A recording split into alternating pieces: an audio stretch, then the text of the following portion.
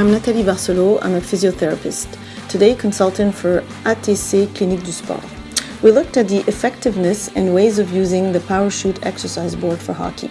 It's a practical tool for training that can be used anywhere, indoors, so even doing heat waves like we had last summer, or if it rains, one can still train and no time is wasted traveling. It's an effective training tool that does not require much space, and the only equipment needed is the board, a hockey stick and glove.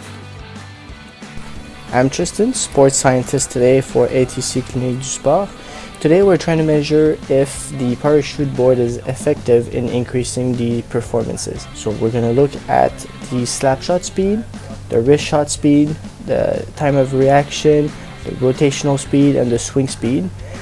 From what I can see right now, it's really effective in increasing all your physical abilities, and it's also a very good warm-up. So the advantage of the PowerShoot in training is that when you're at your weak spot, the resistance is going to be light. But the way it works is the more you work towards your impact of the puck, the resistance is going to increase and becomes maximal.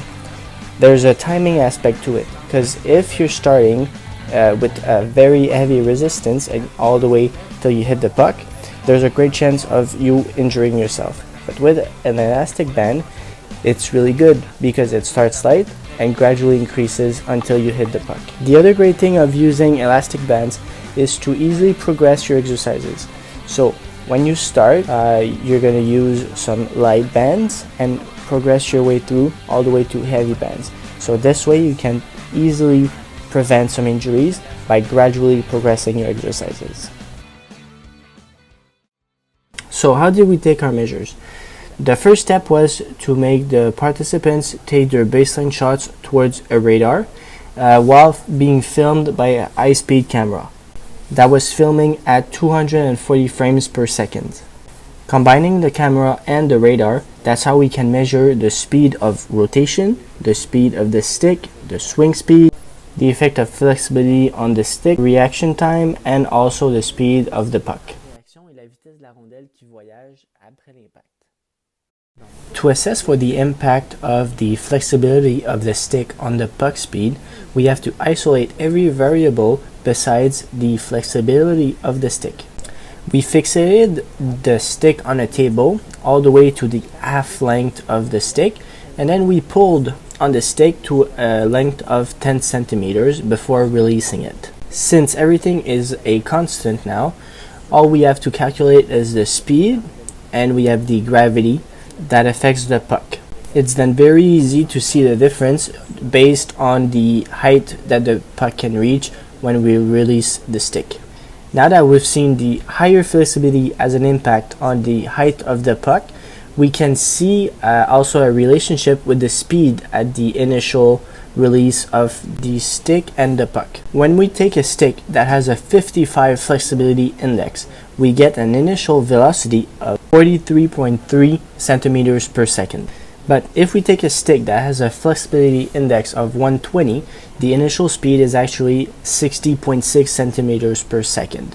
And as we can see, the impact on the puck is that it will fly higher and faster with a puck that has a higher flexibility index. We can therefore conclude that the higher flexibility index, so the more rigid the stick is, the more whip it's going to have when we shoot, and therefore having a bigger velocity.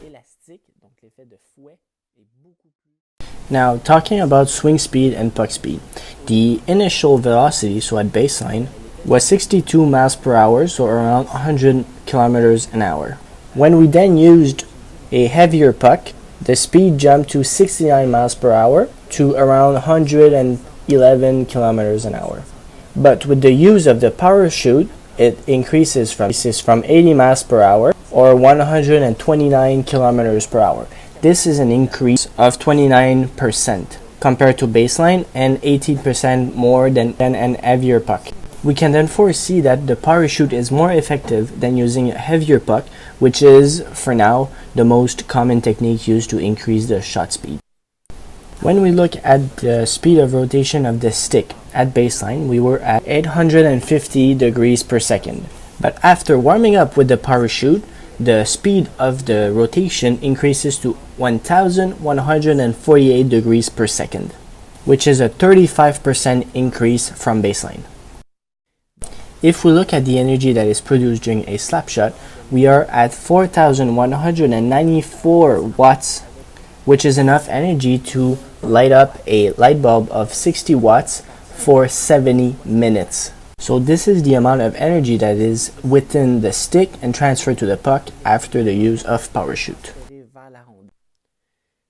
So in conclusion, PowerShoot will increase your shot speed by 29%, your rotational speed by 35%. You will be able to do 77 shots per minute or 1.3 per second.